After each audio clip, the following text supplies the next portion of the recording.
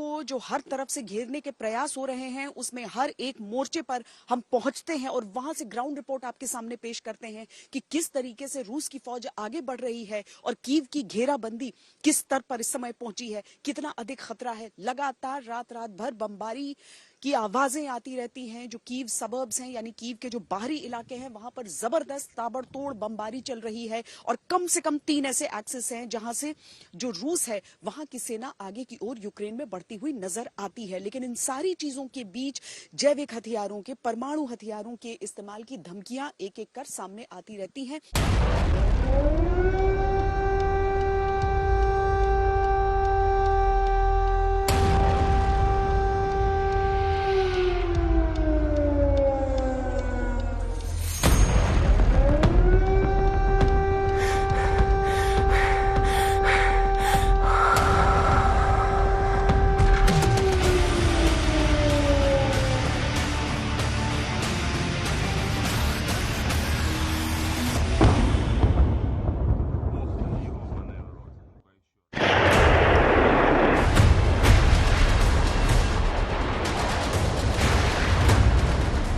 ये युद्ध है रूस की आत्मरक्षा का।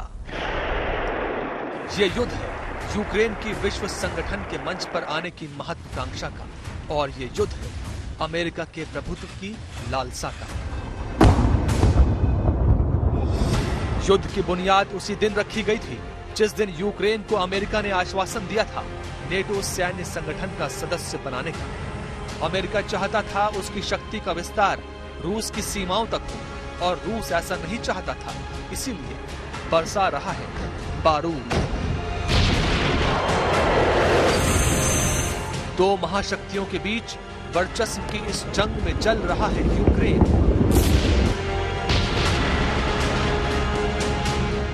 कुचली जा रही है राजधानी कीव।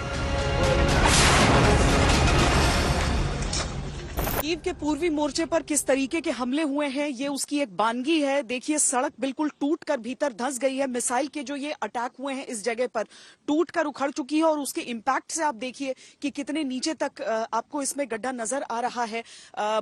ये गाड़ियां बिल्कुल जलकर खाक हो चुकी हैं।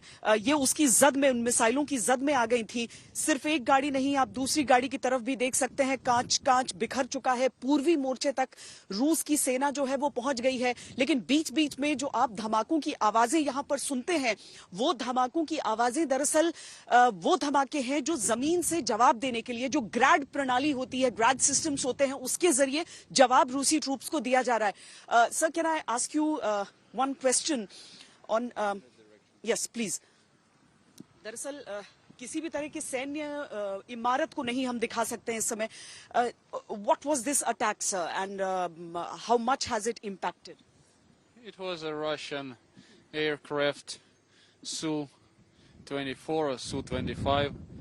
It was a missile. It hits in this area.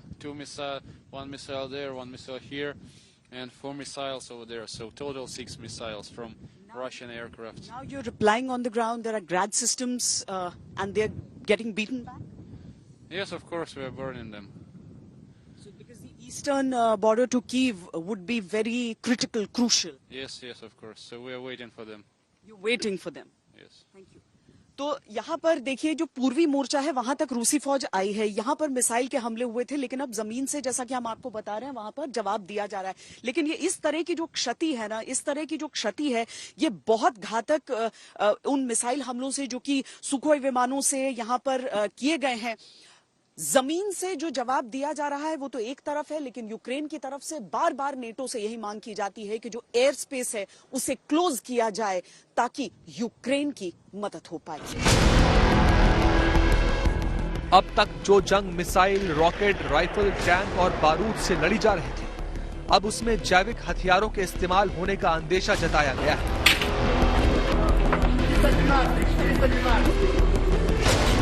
पहले अमेरिका ने दावा किया कि रूस यूक्रेन के खिलाफ जैविक या रासायनिक हथियारों का इस्तेमाल कर सकता है, लेकिन रूस का दावा है कि अमेरिका की शह पर यूक्रेन के भीतर जैविक हथियार तैयार किए जा रहे हैं। 749 единиц специальной военной автомобильной техники. रूसी रक्षा मंत्रालय ने यूक्रेन की जैविक प्रयोगशालाओं के कर्मचारियों द्वारा दिए गए दस्तावेजों की जांच की। यूक्रेन के अंदर अमेरिका की गुप्त सैन्य जैविक प्रयोगशालाएं चल रही हैं। रूसी विशेषज्ञों ने कई देशों के लिए मानव बायोमैटेरियल्स का अध्ययन किया। यूक्रेन और रूस के बीच प्रवासी जंगली पक्षियों द्वारा कई बीमारियों के फैलने का अध्ययन करने के लिए यूक्रेन में अमेरिका की परियोजना चल रही है। दस्तावेजों के मुताबिक 2022 में यूक्रेन में पक्षियों, चमगादड़ों और सांपों के रोगजनकों पर अमेरिका काम कर रहा है। उनके द्वारा अफ्रीकी स्वाइन फ्लू और एंथ्रेक्स फैलने की संभावना पर भी अध्ययन चल रहा है।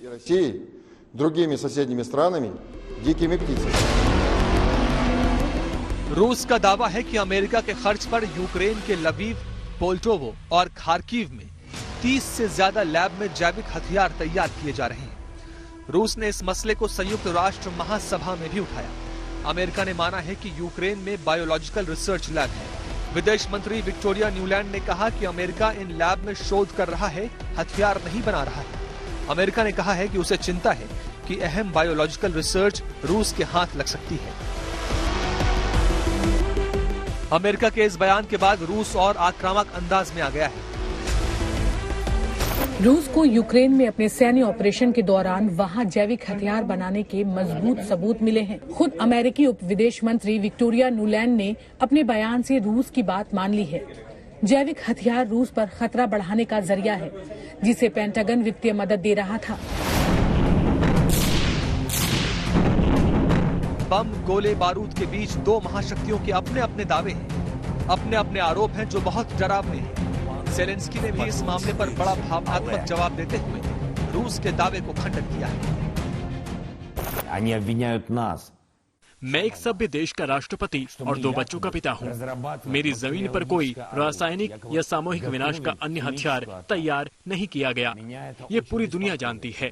आप जानते हैं, और अगर आप हमारे खिलाफ ऐसा कुछ करते हैं तो आपको सबसे पहले गंभीर प्रतिबंधों का जवाब मिलेगा। अगर ये जंग बायो वेपन तक पहुंची तो तबाही कितनी बड़ी और कितने बरस तक होगी, कहा नहीं जा सकता। फिलहाल तो बारूद की मार से यूक्रेन बर्बाद हो रहा है।